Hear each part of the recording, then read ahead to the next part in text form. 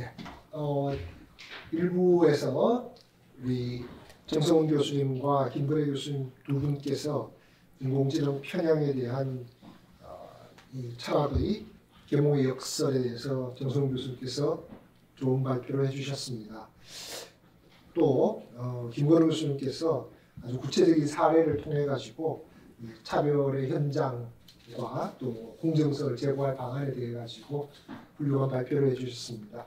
이에 대해서 현영정 선생님께서 우리가 어쩌면 두 분 선생님한테 공이 드리는 질문일 수도 있고 어떤 연구단 전체에 대한 질문일 수도 있는데 도대체 편향성의 의미가 조금 더 구체적으로 설명되었으면 좋겠다고 하는 것. 그 다음에 인간이 함께하는 AI 시스템 간의 상호 협력이라고 하는 것이 어떤 의미인가에 대한 이렇게 토론 말씀을 하셨고요. 정채영 교수님께서 아주 좋은 말씀 많이 해주셨는데 특히 이제 알고리즘의 독립성, 비대의성 말씀과 더불어 가지고 우리가 이 편향성에 대한 검토를 통해 가지고 사회 안에 충분하게 아직 문제시되지 않은 차별의 문제들이 부각될 수 있게끔 하는 기회가 됐으면 좋겠다고 하는 제안 말씀을 해주셨습니다. 지금 온라인으로 들어온 질문은 발표자 정성훈 교수님한테 이미 전달되어 가지고 있고요. 그래서 두 분께서 논평에 대해서 답변 말씀해 주시면 좋겠습니다. 예. 정성훈 교수님 먼저 해주시죠. 예. 일단 논평자께서 한 질문에 이제 편향이 도대체 뭐냐 그런 이야기를 하셨는데요. 일종의 저는 조금 어려운 표현일 수 있지만 일종의 고유값으로부터 이탈이다. 그러니까 인간이 생물학적으로 진화하고 그다음에 사회 역사가 진화하는 과정에서 이 정도가 적절한 것이 아니냐라고 하는 데서 너무 심하게 어긋나는 것을 보통 편향이라고 할 수 있지 않느냐라고 생각을 하고요. 그게 특히 오늘날에 있어서는 공정하지 못한 것, 특히 차별로 주로 드러나는 것이 아니냐라고 생각을 하고요. 그래서 아까 규범을 전제로 이야기하는 거 아니냐 저한테 이야기를 하셨는데요. 저 같은 경우는 사실 윤리학자가 아니다 보니까 특정한 윤리관을 배타적으로 갖고 있지는 않습니다. 하지만 우리가 대체로 이런 거죠. 예를 들면 AI가 이제 흑인을 차별했을 때 혹은 여성에 대해 차별을 했을 때 거의 대부분의 경우, 대부분의 인간의 경우 혹은 대부분의 커뮤니케이션들에서 그것을 편향돼 있다라고 하죠.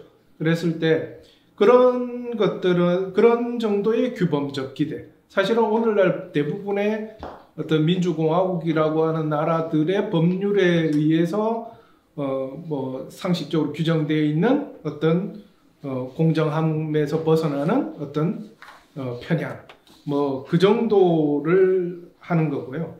그리고 이제 근데 이것 자체도 사실 제가 아까 역설일 수도 있다고 이야기를 했는데 그것은 왜냐하면 시대가 지나고 고유값이라고 하는 것은 진화의 과정에서의 현재의 상황을 뜻하는 거기 때문에 시대가 지나면 오늘날 우리가 갖고 있는 공정함의 기준도 편향되어 있다고 또 할 수 있겠죠. 그런 데서 끊임없이 제가 아까 역설에 노출될 수 있다는 것은 전제로 하는 것인데 하지만 특정한 한 시대의 사회문화적인 분위기 속에서의 어느 정도의 그 규범적 기준 같은 것은 있고 그 기준에서 벗어나는 바이어스는 이야기할 수 있다라고 보고요.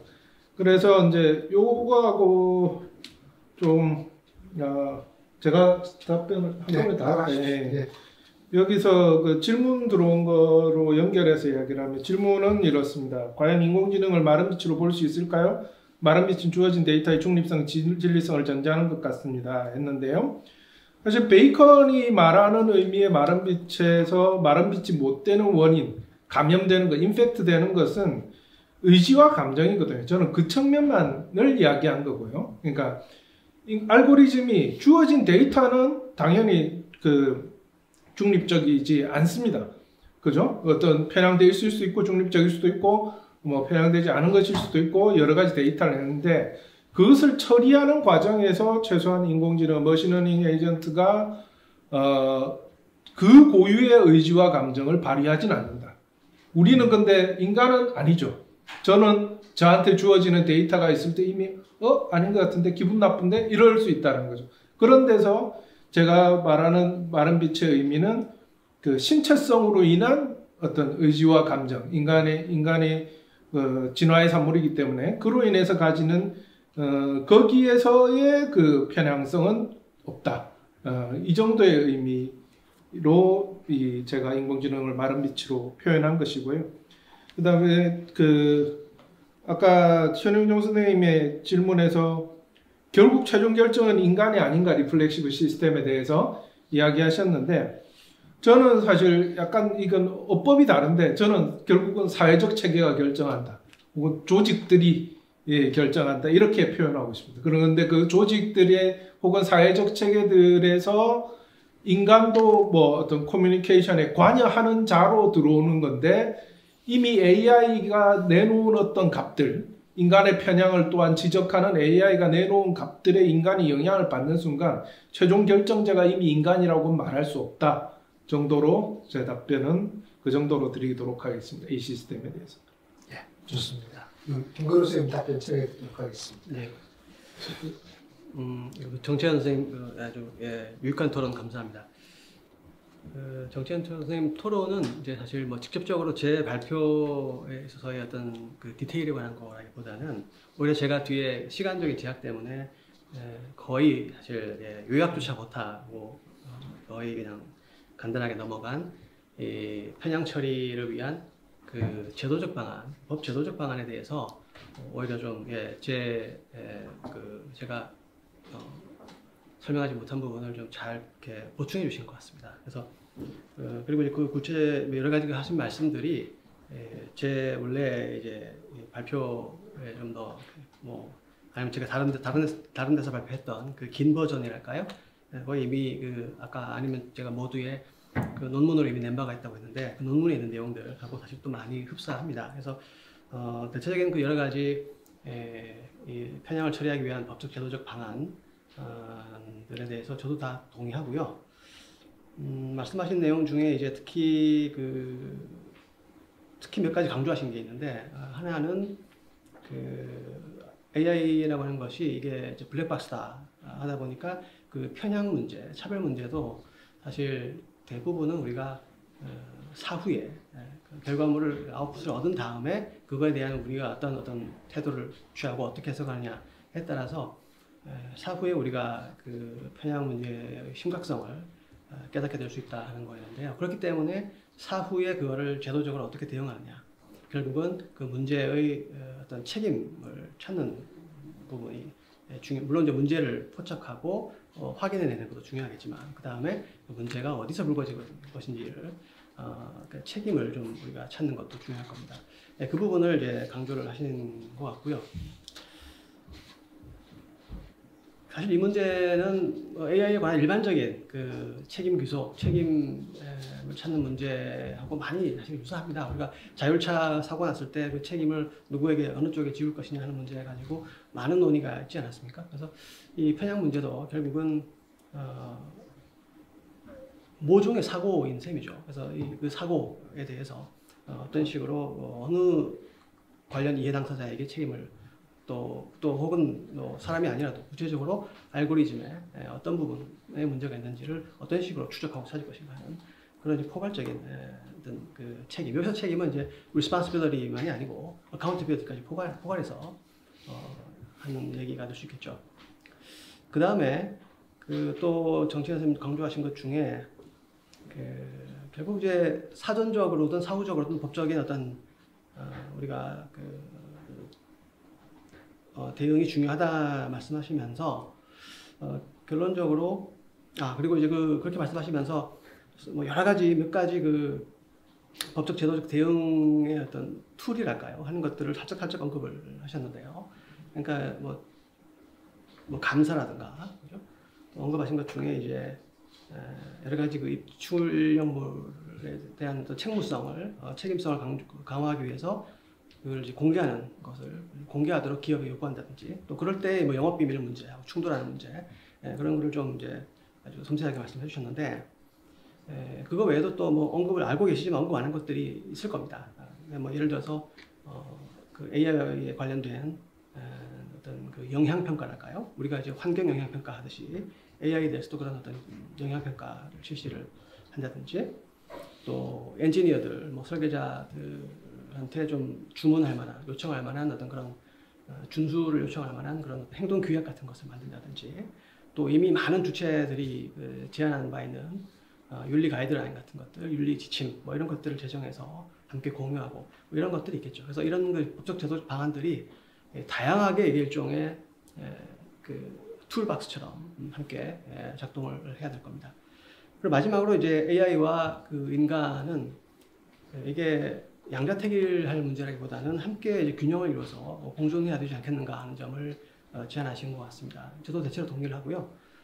우리가 이런 AI 담론이 확산되고 하면서 좀 극단적인 얘기들이 또 많이 들려옵니다. 그러니까 인간의 의사결정을 AI한테로 최대한 가능한 한 많이 넘겨줘야 된다라고 하는 AI를 과신하는 입장도 있는가 하면, 그 반대로 AI의 역량이랄까 잠재력을 또 너무 폄하하는, 또 그리고 이제 극단적인 인간 중심주의랄까요?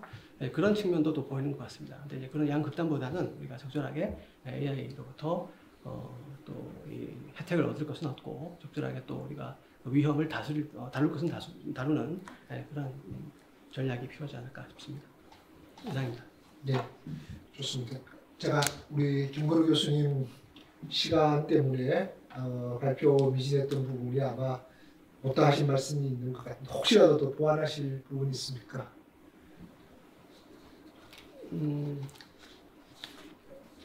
아니 뭐 그 뒤에 제가 말하려고 했던 그 핵심 이제 법적 제도적 방안 핵심을 토론자 선생님께서 말씀을 잘 해주셨고요. 제가 말씀 이미 하신 건데 제가 하나 또 강조를 더 반복하면, 결국 이 AI 시대에도 우리가 많은 의사결정을 AI와 함께 공유를 하겠지만, 또 부분적으로 넘기고 함께 공유하겠지만, 우리가 항상 인간이 그래도 어떤 뭐랄까 주권자로서, 주권자 시민으로서 AI에 대해서 우리가 더 알려고 하고, 또 알 권리도 있고 알 의무도 있는 것이죠. 또 그리고 또 AI가 관계되는 의사결정에 전문가들만이 아니라 일반 시민들도 최대한 참여할 수 있도록 하는 뭐 그러한 어떤 시민권을 강조하신 말씀을 하셨는데, 저도 그거에 공감을 합니다. 우리 정성훈 교수님도 혹시 뭐 보완하실 말씀이나?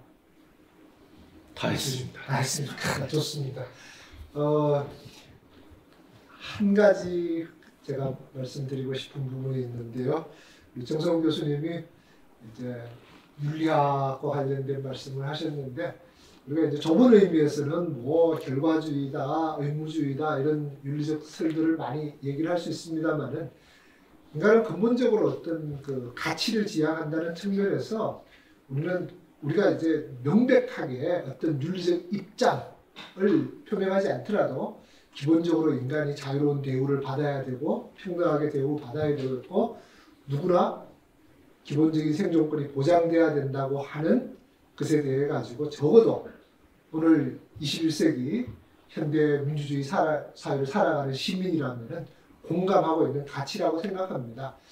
그런데 이 AI 시스템이 들어오면서 우리가 이 공감하고 있는, 또 의당 공감해야만 할 이 가치들이 가끔씩 적절하게 이렇게 구체화되지 못할 가능성들이 등장할 것 같으면 되게 위험해지는 것이죠.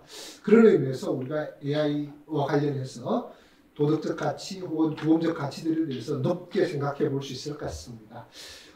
편향성과 관련해가지고 현정종 선생님이 편향성 말씀하셨는데, 아마도 어떤 방향으로만 얘기를 한다면 그것도 하나의 편향이겠지만은, 만일 AI 시스템을 통해서 특정 개인이나 어떤 집단에 속해 있는 사람들이 구조적으로 기계에 의해서 차별당한다고 한다면, 또 그럴 가능성들이 배제되지 않는다면, 우리는 그 기계의 사용에 대해서, 인공지능의 사용에 대해서 매우 조심스럽고 어떻게 보면 인문학적 개입들이 적극적으로 요청된다고 할 수 있을 것 같습니다.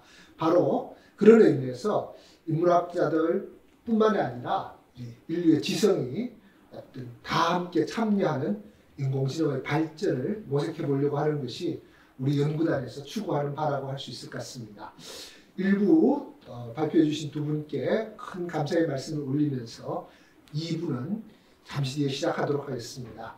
두 분께 큰 박수 주시면 고맙겠습니다. 감사합니다.